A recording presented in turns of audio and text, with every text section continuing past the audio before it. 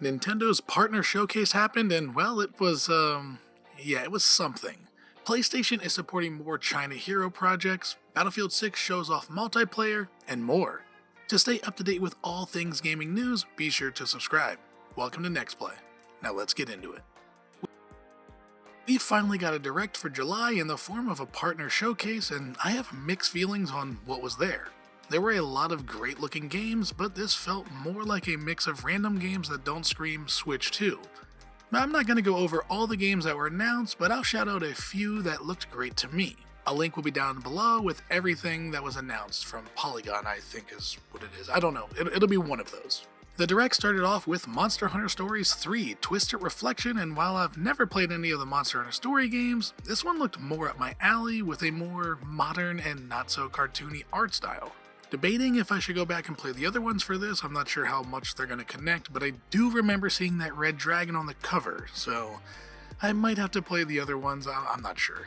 We saw some more of Hyrule Warriors Age of Imprisonment, and yeah, it's a Warriors game, so we know what the gameplay will be like here, but it looks like it's going to be more focused on story than other Warrior games, which is awesome because one thing we love in Zelda is story, and I think this is taking place of like when Zelda goes away in Tears of the Kingdom or something like that. I'm not totally sure, but I was hoping we were going to get a release date, but sadly there was no news there.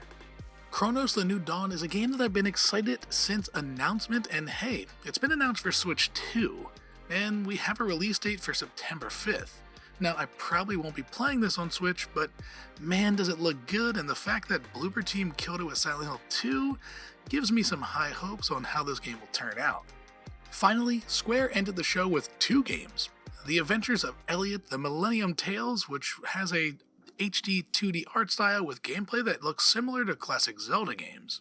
The Adventures of Elliot is heading to Switch in 2026, so we'll be waiting a little bit for this game. We also got a new Octopath Traveler game, with Octopath Traveler 0. Now, I gotta be honest, I haven't played any of the others in the series, but I know people love them. And seeing this announcement makes me kind of want to jump into the series, but let's be honest, I'm probably not gonna have any free time to play the other two big games.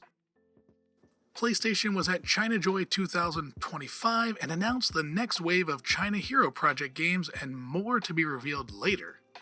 It was also announced that Lost Oaside received full support from Sony, and two new titles are getting some backing with Land of Watermarks and Exile Edge. Sony is really tapping into the market that might not be big yet, and it's giving us newer creators that can give us some really good games that we may not have experienced, and it's just cool to see new creators get some funding. The final piece of news is that Battlefield 6 trailer was showing off some multiplayer and gave us some info on the game's release date and beta times. The trailer shows off some great gameplay with tons of destruction, and if the game plays as half as good as it looks in the trailer, we're in for a treat. The release date was officially announced, and we're going to be getting the game October 10th this year, with open betas on the weekends of August 9th and 10th, and August 14th through the 17th. Did you enjoy the partner showcase? Any excitement for Battlefield 6? Let me know in the comments, and until next time, bye bye.